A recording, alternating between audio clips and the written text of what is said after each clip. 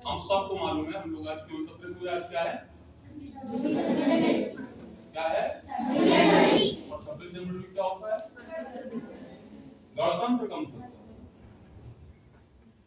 कोई विचार तो करिए, हम लोगों से क्या दिया जाता है गणतंत्र दिवस। गणतंत्र का मतलब क्या होता है मालूम है? गण कौन होते हैं, लोग, और तंत्र क्या होता है, विद्या, यानी कि मशीनरी, सिस्टम, यानी कि लोगों का एक सही सिस्टम में चलना, वही गणतंत्र।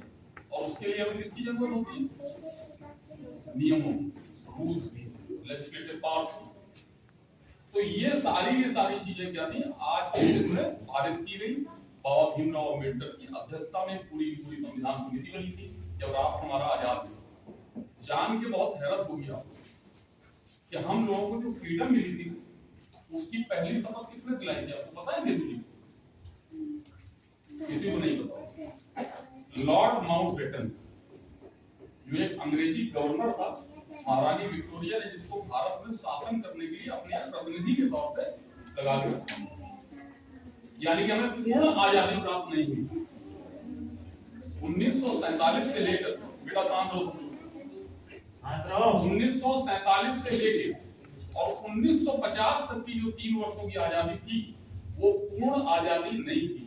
हमें पूर्ण आजादी वास्तविकता में 26 जनवरी 1950 को ही प्राप्त हुई, जब हमारा अपना संविधान लागू।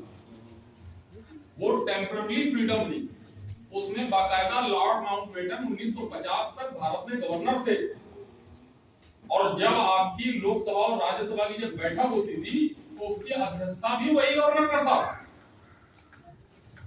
उन्हीं की लीडरशिप में वो होता। तो आप ये समझ के चलो कि जिस तरह से हमारे लिए गणतंत्र बनाया गया उन्हीं नियमों का पालन करके हम सभी को चलना है। विद्यालय में भी हम लोगों को यही काम करना है। विद्यालय में क्या क्या करना है, समय से आना, समय से जाना, अव्यवस्था नहीं फैलाना, और ये सारे काम आप लोग हो सकते हो। तो जब आप नियम विहीन कार्य करते हैं तो फिर आप किसका अपमान करते हैं, उन संविधान निर्माताओं का अपमान करते हैं जिन्होंने हमें आजादी दिलाई और एक अच्छा संविधान हमारे सामने रखा।